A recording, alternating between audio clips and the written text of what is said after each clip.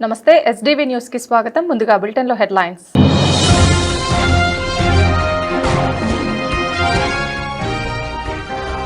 వీర జవాన్ మురళీ నాయక్ మృతదేహానికి నివాళులర్పించిన పవన్ కళ్యాణ్. కుటుంబానికి కేంద్ర రాష్ట్ర ప్రభుత్వాలు అన్ని విధాలుగా అండగా ఉంటాయని భరోసానిచ్చిన డిప్యూటీ సీఎం.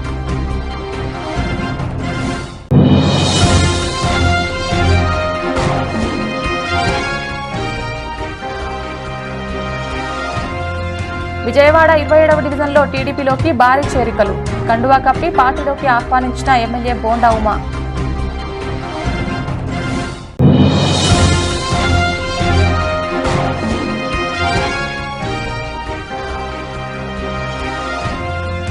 అశ్రు నయనాలతో వీర జవాన్కు అంతిమ వీడ్కోలు. ఘన నివాళి అర్పించిన మంత్రి నారా లోకేష్.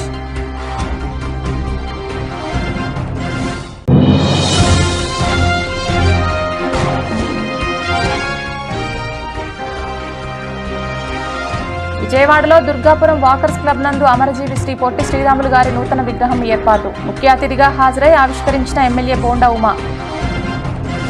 దేశ సరిహద్దుల్లో వీరమరణం పొందిన జవాన్ మురళీ నాయక్ కు AP deputy CM Pawan Kalyan నివాళి అర్పించారు. శ్రీ సత్యసాయి జిల్లా గోరంట్ల మండలం కల్లితండాకు వెళ్లి జవాన్ భౌతిక కాయం వద్ద అంజలి ఘటించారు. మురళీ నాయక్ తల్లిదండ్రులను ఆయన ఓదార్చారు. కుటుంబానికి కేంద్ర రాష్ట్ర ప్రభుత్వాలన్నీ అన్ని విధాలుగా అండగా ఉంటాయని భరోసా కల్పించారు. భారత్ పాకిస్తాన్ మధ్య జరిగిన యుద్ధంలో ప్రాణాలు కోల్పోయిన మురళీ నాయక్ కుటుంబానికి రాష్ట్ర ప్రభుత్వం అండగా ఉంటుందని రాష్ట్ర ప్రభుత్వం తరపున ముఖ్యమంత్రి పవన్ కళ్యాణ్ కుటుంబ సభ్యులకు భరోసా ఇచ్చారు. రాష్ట్ర ప్రభుత్వం తరపున 50 లక్షల ఆర్థిక సహాయం ప్రకటించారు. ఆయన స్మారక చిహ్నం ఏర్పాటు చేయాలని నిర్ణయించారు. జిల్లా కేంద్రంలో కాంస్య విగ్రహం ఏర్పాటు చేయనున్నట్లు తెలిపారు. మురళీ నాయక్ కుటుంబానికి 5 ఎకరాలతో పాటు 300 గజాల ఇంటి స్థలం ఇవ్వనున్నట్లు తెలిపారు.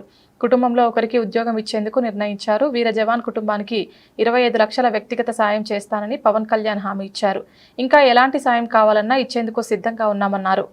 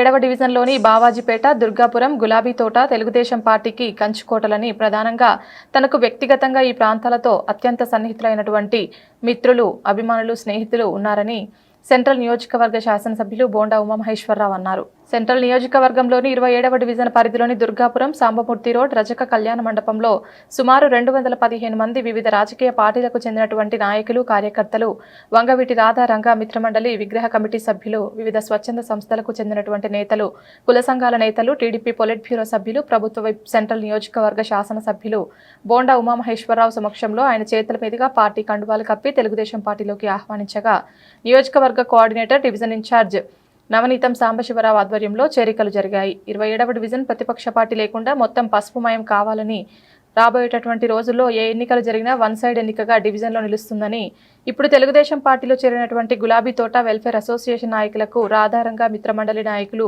అభిమానులు, విగ్రహ కమిటీ సభ్యులు, రజక కమిటీ సభ్యులు, కాపు నాయకులు, ఎస్సీ నాయకులు, బీసీ నాయకులు, మైనార్టీలు అందరూ ఇంత పెద్ద ఎత్తున వందలాదిగా తెలుగుదేశం పార్టీలోకి రావడం మంచి శుభ పరిణామమని ఎమ్మెల్యే బోండా ఉమామహేశ్వరరావు చెప్పారు. నియోజకవర్గంలో మరి ఇక్కడ 2024 జరిగిన ఎన్నికల్లో మళ్ళీ నేను శాసనసభ్యుడిగా ఎన్నికైనాక, తెలుగుదేశం ప్రభుత్వం వచ్చినాక పెద్ద ఎత్తున ప్రజాసేవ చేయడానికి ఉత్సాహవంతులైనటువంటి రాజకీయాల్లో ఉండే నాయకులందరూ కూడా తెలుగుదేశం పార్టీలో చేరుతూ ఉన్నారు. ఇప్పటికే అనేక మంది తెలుగుదేశం పార్టీలో 9 నెలల్లో చేర్చుకోవడం జరిగింది. ఇవాళ 27వ డివిజన్లో డివిజన్ పార్టీ అధ్యక్షుడు జయరాజు, అలాగే ప్రధాన కార్యదర్శి సురేష్, నవనీతం సాంబశివరావు, ఇంకా డివిజన్ నాయకుల ఆధ్వర్యంలో పెద్ద ఎత్తున 170 మంది వరకు వివిధ పార్టీలు నుంచి ఈరోజు టీడీపీలోకి జాయిన్ అయ్యారు. వాళ్ళందరినీ సెంట్రల్ నియోజకవర్గ తెలుగుదేశం పార్టీ కుటుంబంలోకి హృదయపూర్వకంగా ఆహ్వానిస్తూ ఉన్నాం. ఈ రోజున జాయిన్ అయినటువంటి నాయకులతో ఈ డివిజను వన్ సైడ్గా రేపు రాబోయే రోజులు ఈ ఎన్నికలు జరిగిన 90% ఓట్లతో గెలవబోతూ ఉంది. గత ఎన్నికల్లో కూడా అత్యధిక మెజార్టీతో ఈ నియోజకవర్గంలో నేను శాసనసభ్యుడిగా జిల్లాలోనే అత్యధిక మెజార్టీతో ఎన్నికయ్యాం. ప్రజలకి నిత్యం అందుబాటులో ఉంటున్నాం. ఏ సమస్య వచ్చినా పెన్షన్లు కానీ, ముఖ్యమంత్రి సహాయ నిధి కానీ, ఇళ్ల పట్టాల విషయం కానీ, రోడ్లు కానీ, డ్రైన్లు కానీ, లైట్లు కానీ, దేనికైనా సరే జవాబుదారీతనంగా మా డివిజన్ పార్టీ నాయకులు కానీ ఎమ్మెల్యే కార్యాలయం కానీ పనిచేస్తూ ఉంది. కాబట్టి ఇచ్చిన ప్రతి హామీని నెరవేర్చుకుంటూ ముందుకెళ్తా ఉన్నాం. ఉన్నటువంటి ప్రతి సమస్యని తీర్చుకుంటూ ముందుకెళ్తా ఉన్నాం. రాబోయే రోజుల్లో కూడా ఈ చేరికలు మరింత ముమ్మరంగా ఉంటాయి. వన్ సైడ్గా రాబోయే ఎన్నికలు జరుగుతాయి. కాబట్టి ఇవాళ చేరినటువంటి పార్టీ నాయకులందరూ కూడా తగిన ప్రాధాన్యతని, గౌరవాన్ని కూడా ఇచ్చి వాళ్ళని అన్ని రకాలుగా చూసుకుంటామని తెలియజేసుకుంటూ చేరినటువంటి నాయకులందరినీ కూడా హృదయపూర్వకంగా పార్టీలోకి ఆహ్వానిస్తాం. విజయవాడ 27వ డివిజన్ తెలుగుదేశం పార్టీ కమిటీ ఆధ్వర్యంలో ఎమ్మెల్యే ప్రభుత్వ బోనోమేశ్వర గారి ఆశీస్సులతో ఈరోజు 215 మంది తెలుగుదేశం పార్టీలో జాయిన్ అవటం జరిగింది. వీరందరికీ కూడా ఎమ్మెల్యే గారి చేతుల మీదుగా బోనోమ గారు తెలుగుదేశం పార్టీ టవల్ కప్పి పార్టీలోకి ఆహ్వానించడం జరిగింది.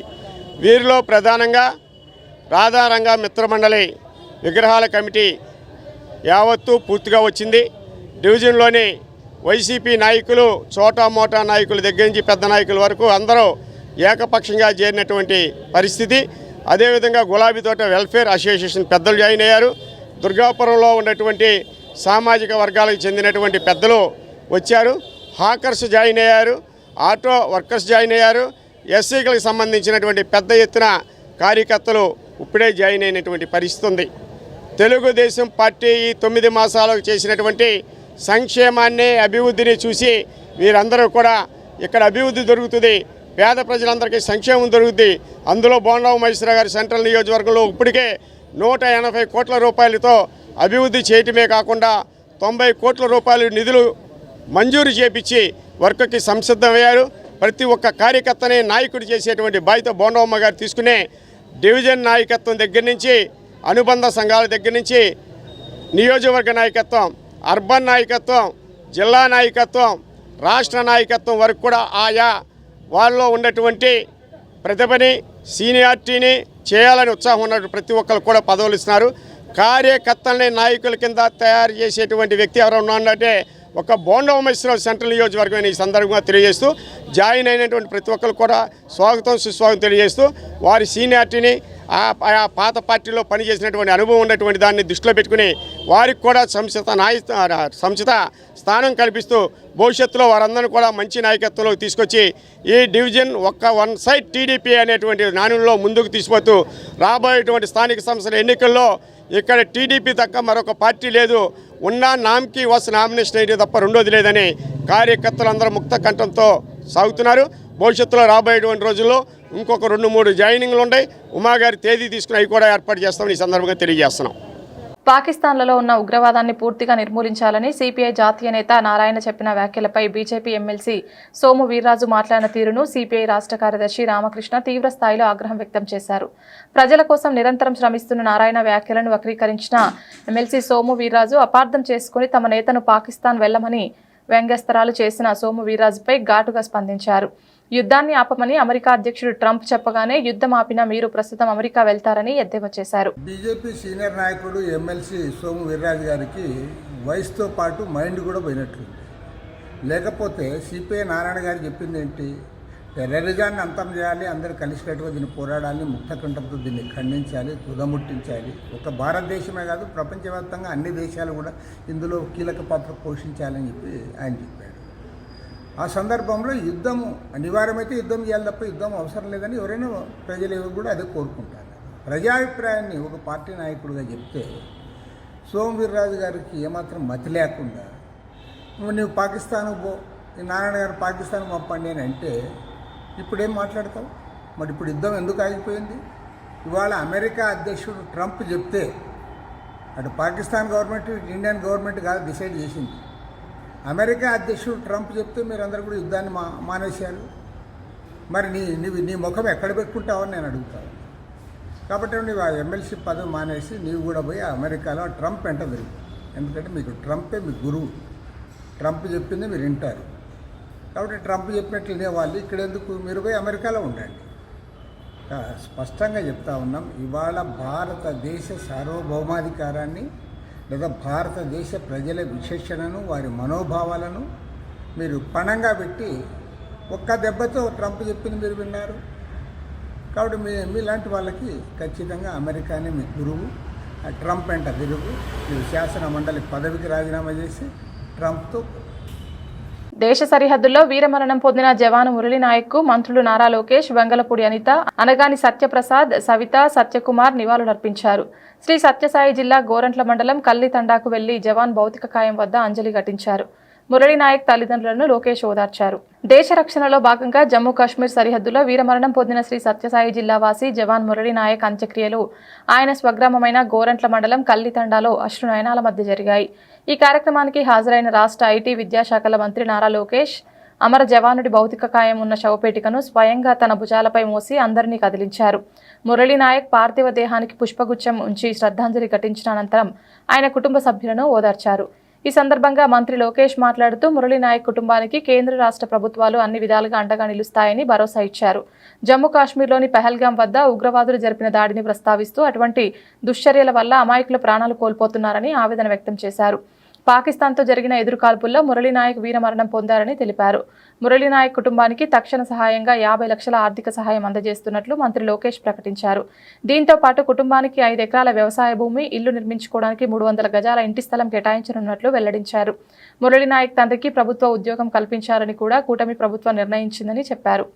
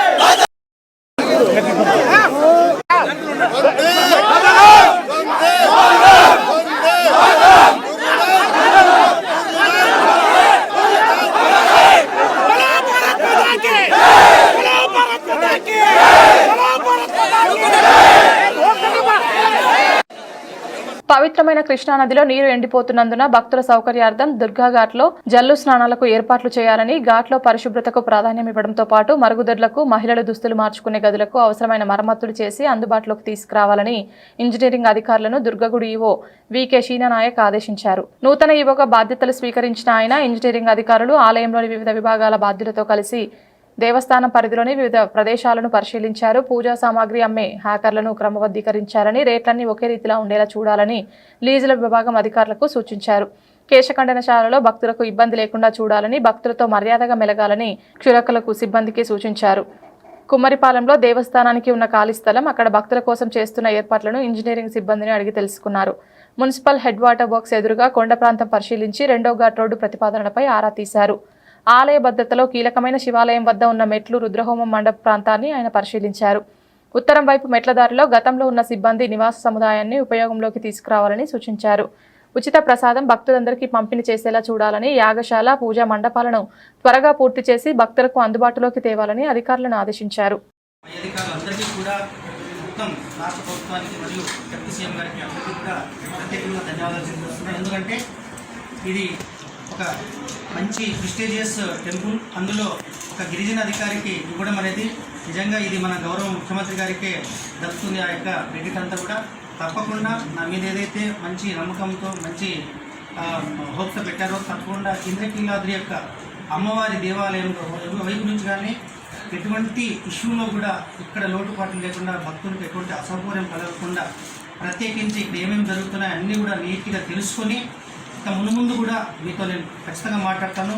ముఖ్యంగా మీ అందరి సహకారం కావాలి. మరియు ఇక్కడ అర్చకులు అదేవిధంగా నాన్ అర్చకులు ఎవరైతే ఉన్నారో అందరి సహకారంతో అమ్మవారి దేవాలయాన్ని డెవలప్ చేసుకోవడానికి మనందరం కృషి చేస్తామని చెప్పేసి తెలియజేస్తున్నాను. Thank you.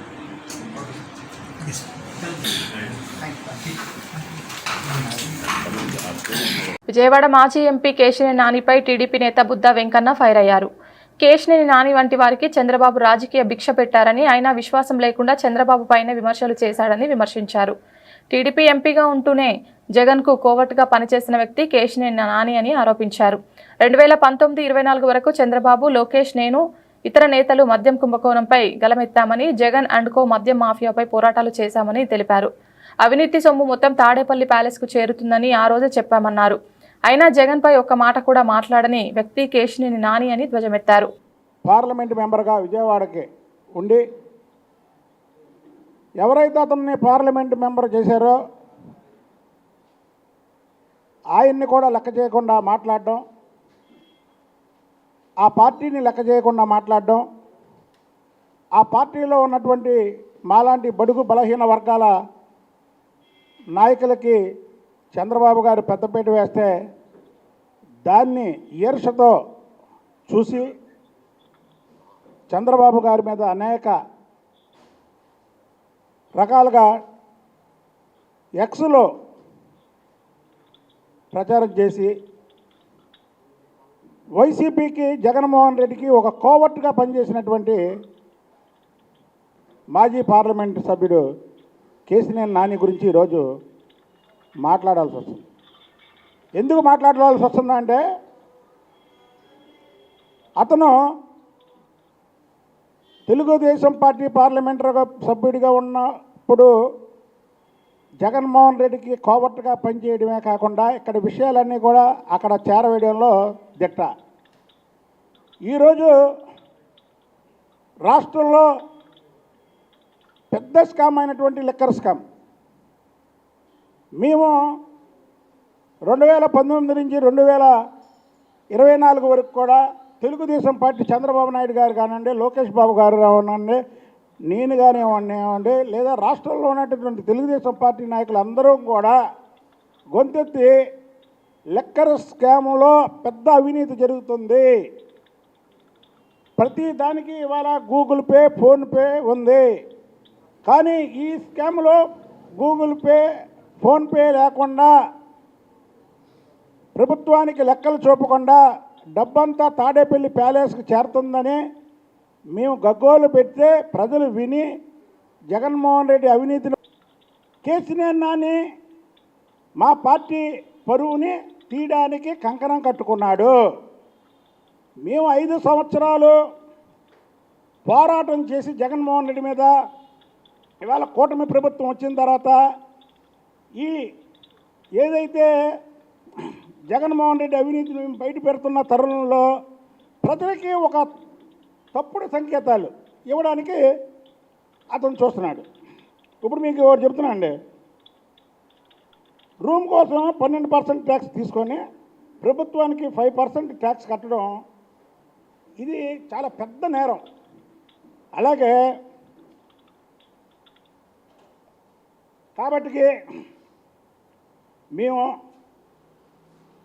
సిబిఐకి, ఈడీకి ముందు ఆ హోటల్ మీద, ఆ వాటల ఆదాయం మీద, ఆ వాటల్లో రన్ చేస్తూ ఇప్పటికి కూడా ₹1 కూడా బ్యాంకుకి ఎందుకు చెల్లించలేదు అనే దాని మీద నేను మొదటి బాణాన్ని వదులుతున్నా.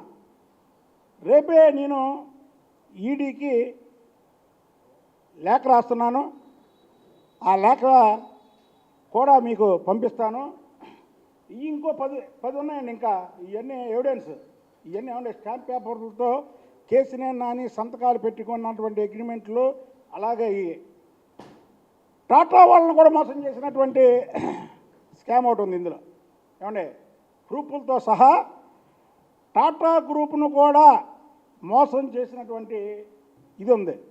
ఎందుకంటే మీకు కూడా అంత టైం ఉండదు. ఒక అవినీతి పరుడిని, అతను చేసినటువంటి అవినీతిని ఏదేదైతే నేను నిజాయితీగా ఉన్నానని ప్రజల ముందు బిల్డప్ ఇస్తున్నటువంటి కేసీనేని నాని భాగవతం ఒక్క రోజులోనో, ఒక్క ప్రెస్ మీట్లోనో, ఒక పోర్ట్లోనో చెప్పేది కాదండి. ఆదివారం సెంట్రల్ నియోజకవర్గంలోని 27వ డివిజన్ దుర్గాపురం వాకర్స్ క్లబ్ నందు అమరజీవి శ్రీ పొట్టి శ్రీరాములు గారి నూతన విగ్రహం ఏర్పాటు చేసి విగ్రహావిష్కరణ ప్రభుత్వ విప్ సెంట్రల్ నియోజకవర్గ శాసనసభ్యులు బోండా ఉమామహేశ్వరరావు గారి చేతుల మీదుగా గావించడం జరిగింది. ఈ సందర్భంగా బోండా ఉమా గారు మాట్లాడుతూ దుర్గాపురం వాకర్స్ క్లబ్ ఆర్యవైశ్య సామాజిక వర్గం పెద్దల ఆధ్వర్యంలో అమరజీవి పొట్టి శ్రీరాములు గారి విగ్రహాన్ని ప్రతిష్ఠించి ఆయన చేసినటువంటి ప్రాణత్యాగం తెలుగు జాతి గౌరవం, రాష్ట్రం కోసం మద్రాసులో ఆత్మార్పణ ఆమరణ నిరాహార దీక్ష చేస్తే అనేక రకాలుగా అవమానపరిచారని, తెలుగు వారికి ప్రత్యేక రాష్ట్రం కోరి దానికోసం చివరి వరకు పోరాడి ఆహుతి అయిన అమరజీవి శ్రీ పొట్టి శ్రీరాములు గారని, మద్రాసు రాష్ట్రంతో కలిసి ఉన్న తెలుగు వారికి ప్రత్యేక రాష్ట్రం కావాలని 56 రోజుల పాటు నిరాహార దీక్ష చేసి అసూలు బాసిన మహోన్నత వ్యక్తి అని కొనియాడారు.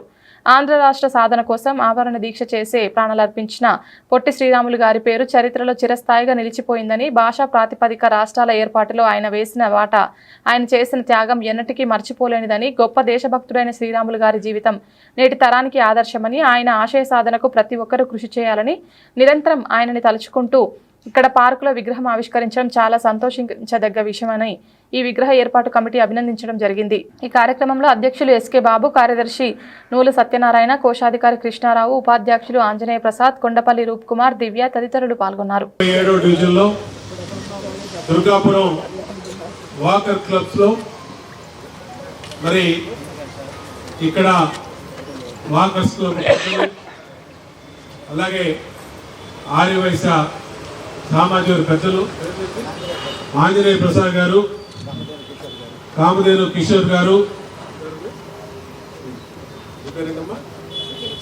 విజయలక్ష్మి వాకర్స్ గవర్నరు, అలాగే మా బాబా, అలాగే మా డివిజన్ పార్టీ నాయకులు మంచి కార్యక్రమాన్ని చేపట్టారు. ఇవాళ అమరజీవి పొట్టి శ్రీరాములు గారి విగ్రహాన్ని ఇక్కడ ప్రతిష్టాపించారు. దానికి ఆ కమిటీని గట్టిగా అందరూ చప్పట్లు కొట్టి అభినందించుకొని కోరుతాము. ఎందుకంటే మహానుభావుడు పొట్టి శ్రీరాములు గారు చేసిన ప్రాణ త్యాగమే ఇవాళ తెలుగు రాష్ట్రాలు, తెలుగు జాతి గౌరవం. ఆ రోజు ఆయన మద్రాసులో ఆత్మార్పణ కోసం, రాష్ట్రం కోసం ఆయన ఆమరణ నిరాహార దీక్ష చేస్తే ఆ రోజు ఆయన్ని అనేక రకాలుగా అవమానపరిచారు. కానీ నా తెలుగు వారి కోసం, నా తెలుగు జాతి కోసం నేను ఇక్కడ కూర్చున్నానని చెప్పి ఆ రోజు మద్రాసీలను పిలువబడే మనల్ని తెలుగు వారిగా గుర్తించాలని చెప్పి, తెలుగు రాష్ట్రం ఇవ్వాలని చెప్పి ఆ మహానుభావుడు ఆమరణ నిరాహార దీక్ష చేస్తే ఆ రోజున ఆయన ప్రాణాలు అర్పించినటువంటి విధానం తెలుగు జాతి ఎప్పుడు కూడా మర్చిపోకూడదు. ఆయన ప్రాణార్పణతోనే ఈ రాష్ట్రం ఏర్పడిందనే విషయాన్ని కూడా తెలుగు జాతి గుర్తుపెట్టుకోవాలి. ఈరోజు తెలుగు వారిగా మనందరం తెలుగు రాష్ట్రంలో పిలువబడుతున్నామంటే ఆ మహానుభావుడు చేసినటువంటి ప్రాణత్యాగం వల్ల. ఈ జాతి ఎప్పటికీ ఆ మహానుభావుడిని మర్చిపోకూడదు. అందుకనే ఇలాంటి విగ్రహాల ద్వారా ఆయన చేసినటువంటి త్యాగాల్ని భవిష్యత్ తరాలకి గుర్తుపెట్టుకోవడం కోసం మనం కూడా ప్రతిరోజు ఆయన చేసినటువంటి త్యాగాల్ని ఒక్కసారి మననం చేసుకోవడం కోసం ఈ విగ్రహాలు, మరి ఆయన విగ్రహం ఎప్పుడు చూసినా, ఆయన పేరు ఎప్పుడు తలిచినా ఆయన చేసిన త్యాగం గుర్తొస్తుంది. కాబట్టి భావి తరాలకి మనందరం కూడా ఆయన త్యాగాన్ని, ఆయన లక్ష్యాన్ని, ఆయన ఆశయాల్ని మనం తెలియజేయాల్సిన బాధ్యత మనందరి మీద కూడా ఉంది. మన పెద్దల్ని మన కోసం, మన జాతి కోసం, మన దేశం కోసం కష్టపడిన వాళ్ళని, ప్రాణాలు అర్పించిన వాళ్ళని ఎప్పుడూ కూడా మరవకూడదని తెలియజేసుకుంటూ హైకోర్టుకు నెల 12 నుంచి జూన్ 13 వరకు వేసవి సెలవులు ప్రకటించారు. తిరిగి జూన్ 16 నుంచి పూర్తిస్థాయి కోర్టు కార్యకలాపాలు ప్రారంభం కానున్నాయి. ఈ నేపథ్యంలో అత్యవసర వ్యాజ్యాల విచారణకు వెకేషన్ కోర్టులు ఏర్పాటు చేస్తూ హైకోర్టు ఉత్తర్వులు ఇచ్చింది. మొదటి దశ వెకేషన్ కోర్టులు ఈ నెల 15, 22, 29వ తేదీల్లో విచారణలు చేపడతాయి. ఇందులో భాగంగా మే 15, 22వ తేదీల్లో న్యాయమూర్తులు justice K Suresh Reddy, justice Y Lakshmana Rao, division బెంచ్గా జస్టిస్ చల్లా గుణరంజన్, సింగిల్ బెంచ్గా విచారణలు చేయనున్నారు. మే 29న justice N Harinath, justice V Lakshmana Rao, division బెంచ్గా జస్టిస్ చల్లా గుణరంజన్, సింగిల్ బెంచ్గా కేసులు విచారించనున్నారు. రెండో దశ వెకేషన్ కోర్టులు జూన్ 5, 12వ తేదీలో విచారణ చేపడతాయి. జూన్ 5, 12వ తేదీలో justice M Kiranmayi, justice T C D Sekhar, division bench justice Kuncham Maheswara Rao single bench నిర్వహిస్తారు. కేంద్రంలోని మోదీ ప్రభుత్వం కార్మిక, కర్షక, ఉద్యోగ వ్యతిరేక విధానాలు అమలు చేస్తోందని ఏపీ మధ్యతరగతి ఉద్యోగ సంఘాల జేఏసీ ఆరోపించింది. వివిధ చట్టాల పేరుతో కార్మిక, ఉద్యోగుల హక్కులను కాలరాస్తోందని జేఏసీ నేతలు మండిపడ్డారు. కేంద్ర ప్రభుత్వ ప్రజా వ్యతిరేక విధానాలు నిరసిస్తూ ఈ నెల 20న జరిగే దేశవ్యాప్త సమ్మెను జయప్రదం చేయాలని నేతలు పిలుపునిచ్చారు. ఏపీ మధ్యతరగతి ఉద్యోగ సంఘాల జేఏసీ ఆధ్వర్యంలో విజయవాడ బాలోత్సవ భవన్లో రాష్ట్ర సదస్సు నిర్వహించారు. All India bank employees association సహా ప్రభుత్వ రంగ సంస్థల సంఘాలు, ఇతర ఉద్యోగ సంఘాల నేతలు సమావేశానికి హాజరయ్యాయి. దేశంలో కార్మికులు, ఉద్యోగులు ఎదుర్కొంటున్న అనేక సమస్యలను సమావేశంలో నేతలు ప్రస్తావించారు. కేంద్రంలో మోడీ నేతృత్వంలోని బీజేపీ ప్రభుత్వం ప్రజా వ్యతిరేక విధానాలను అవలంబిస్తోందని నేతలు ఆరోపించారు. కార్పొరేట్ శక్తులకు కొమ్ము కాస్తూ ప్రభుత్వ రంగ సంస్థలను నిర్వీర్యం చేస్తోందని దుయ్యబట్టారు. సమావేశం అనంతరం జేఏసీ నేతలు మాట్లాడుతూ వివిధ ప్రభుత్వ శాఖలు, ప్రభుత్వ రంగ సంస్థల్లో ఖాళీ ఉద్యోగాలను తక్షణమే భర్తీ చేయాలని డిమాండ్ చేశారు. తగినంత సంఖ్యలో ఉద్యోగుల సామర్థ్యం లేక అధికారులు, ఉద్యోగులు తీవ్ర ఒత్తిడి పనిచేస్తున్నారని దుయ్యబట్టారు. కార్మిక, కర్షక ఉద్యోగులు దశాబ్దాల తరబడి పోరాడి సాధించుకున్న చట్టాలు, హక్కులను కేంద్రం కాలరాస్తోందని నేతలు మండిపడ్డారు. మోదీ ప్రభుత్వం అనుసరిస్తున్న ప్రజా వ్యతిరేక విధానాలను నిరసిస్తూ ఈ నెల 20 జరిగే దేశవ్యాప్త సమ్మెను జయప్రదం చేసేందుకు అన్ని వర్గాల ప్రజల ముందుకు రావాలని పిలుపునిచ్చారు. ఈ సందర్భంగా సమ్మెకు సంబంధించిన పోస్టర్ను జేఏసీ నేతలు ఆవిష్కరించారు. మే 20వ తేదీ దేశవ్యాప్తంగా శ్రామిక వర్గం సమ్మె చేయబోతోంది. ఈ సమ్మెలో ప్రధానమైనటువంటి డిమాండ్స్ కార్మికులకి శరాఘాతంగా పడుతున్నటువంటి లేబర్ కోడ్స్ ఏదైతే ఉన్నా వాటిని ఉపసంహరించుకోవాలని, అట్లాగే అన్ని ప్రభుత్వ రంగ సంస్థల్లో, ఇతర సంస్థల్లో కూడా రిక్రూట్మెంట్లు జరపాలని చెప్పి, స్టాఫ్ కొరత చాలా పెద్ద ఎత్తున ఉన్నది. తీవ్ర ఒత్తిడితో ఈ రోజున ఉద్యోగులు, అధికారులంతా కూడా పనిచేస్తూ ఉన్నారు. కాబట్టి తక్షణం రిక్రూట్మెంట్ చేయాలనేది, నిరుద్యోగ యువతకు ఉపాధి కలగజేసే పద్ధతిలో ఉండాలనేది ప్రధానమైనటువంటి డిమాండ్స్. వాటితో పాటు కనీస వేతనాల అమలు, పెన్షన్ అందరికీ కూడా పాత పెన్షన్ విధానాన్ని అమలు చేయాలని తదితర డిమాండ్స్తో ఈ సమ్మె జరగబోతూ ఉంది. కాబట్టి ఈ సమ్మెలో శ్రామిక వర్గం మొత్తం పాల్గొని ఉద్యోగులు, కార్మికులంతా కూడా ఏకోన్ముఖంగా ఈ సమ్మెను జయప్రదం చేయడానికి కావాల్సిన ప్రయత్నం చేయాలని సందర్భంగా చెప్తాం. ఆర్ అజయ్ కుమార్, బెఫీ ప్రధాన కార్యదర్శి. నా పేరు Y Srinivasa Rao. APTBF Andhra Pradesh and Telangana bank employees ఫెడరేషన్కి ఉపాధ్యక్షులుగా పనిచేస్తున్నాను. రేపు మే 20వ తారీఖు జరిగే సార్వత్రిక సమ్మెకి బ్యాంకింగ్ రంగం తరపున అత్యంత పెద్ద యూనిట్ అయిన ఆల్ ఇండియా బ్యాంక్ ఎంప్లాయీసేషన్, దాదాపు 5 లక్షల మంది ఎంప్లాయీస్ కూడా, అట్లాగే బెఫీ కానీ ఏఐబిఓ కలిసి దాదాపు 7-8 లక్షల మంది రేపు ఈ 20వ తారీఖు సమ్మెలో మేము కూడా పాల్గొన్నాం. ముఖ్యమైన డిమాండ్ ఏంటంటే ఈ ప్రభుత్వ రంగ బ్యాంకుల్ని ప్రభుత్వ రంగంలోనే ఉంచాలి, దాన్ని ప్రైవేటీకరణ వైపు చేయొద్దు. ఈరోజు బ్యాంకింగ్ రంగంలో దాదాపు 1,00,000 పైచీలకు క్లరికల్ జాబ్స్ కానీ, క్లరికల్ ఉద్యోగాలు కానీ, అట్లాగే సబ్ స్టాఫ్ ఉద్యోగాలు కానీ, వాటిని ఇమీడియట్గా రిక్రూట్మెంట్ చేయాలి. ఆ రిక్రూట్మెంట్ వల్లనే, ఆ రిక్రూట్మెంట్ ఎప్పుడైతే జరిగిందో ఐబీపీఎస్ ద్వారా ప్రతి ఒక్క వ్యక్తికి కూడా బ్యాంకులో రావడానికి అవకాశం. మన దగ్గర ఎంతో నిరుద్యోగం పెరిగిపోతుంది.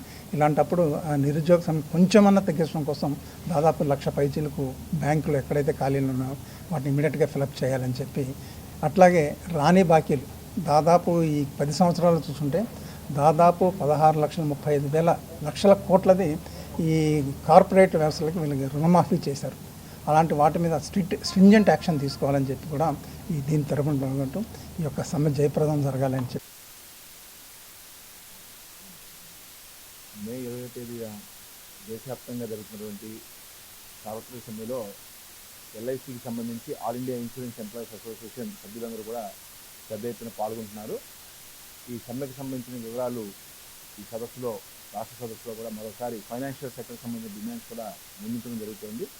ఇన్సూరెన్స్, బ్యాంకింగ్ వంటి సంస్థలకు సంబంధించి జరుగుతున్నటువంటి విషయాలు గత కొన్ని రోజులుగా ప్రభుత్వం ఈ ఇన్సూరెన్స్ బ్యాంకింగ్ సంస్థల పట్ల చేస్తున్న విషయాల పట్ల ప్రజానికాన్ని అప్రమత్తం చేయడం జరిగింది. ఇప్పటికే IRDA పేరుతో గత ఇన్సూరెన్స్ రంగానికి సంబంధించిన విషయాలు చెప్పాలంటే ఏదైతే ప్రజానికానికి ఇన్సూరెన్స్ దగ్గరగా చేరువవ్వాలో అలా చేరువ కానీయకుండా ఉండేలాంటి రిజిస్ట్రేషన్స్ని చట్ట సవరణని ప్రభుత్వం చేస్తోంది.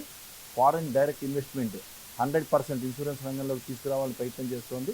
పార్లమెంట్ మాన్సూన్ సెషన్లో దీనికి సంబంధించిన ఇన్సూరెన్స్ చట్ట సవరణ బిల్లుకి ప్రయత్నం కూడా ముమ్మరం చేస్తుంది. ఈ బ్యాక్గ్రౌండ్లో ఏంటంటే ఇన్సూరెన్స్ అనేది ప్రజలకు అందించాలని చెప్పి ప్రభుత్వ రంగ సంస్థగా life insurance corporation of India ప్రయత్నం చేస్తోంది. 70% మార్కెట్ షేర్ ఇప్పటికి కూడా ముందుకెళ్తోంది.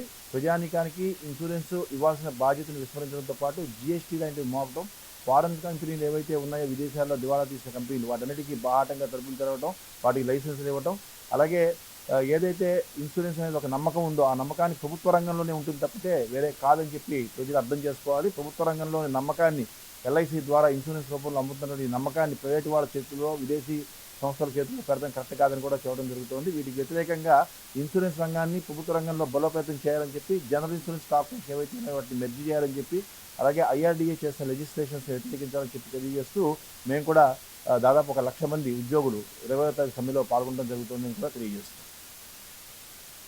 బులెటిన్ ముగించే ముందు హెడ్లైన్స్ మరొకసారి.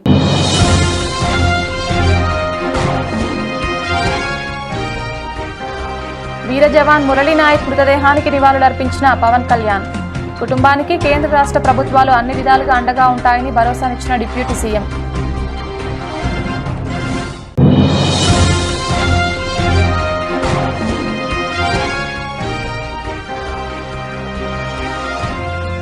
విజయవాడ 27వ డివిజన్లో టీడీపీలోకి భారీ చేరికలు. కండువా కప్పి పార్టీలోకి ఆహ్వానించిన ఎమ్మెల్యే బోండా ఉమా.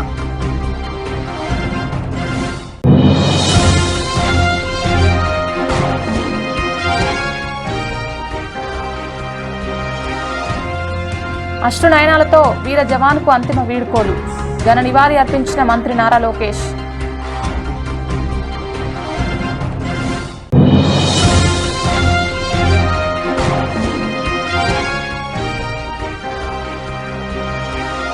విజయవాడలో దుర్గాపురం వాకర్స్ క్లబ్ నందు అమరజీవి శ్రీ పొట్టి శ్రీరాములు గారి నూతన విగ్రహం ఏర్పాటు. ముఖ్య అతిథిగా హాజరై ఆవిష్కరించిన ఎమ్మెల్యే బోండా ఉమా.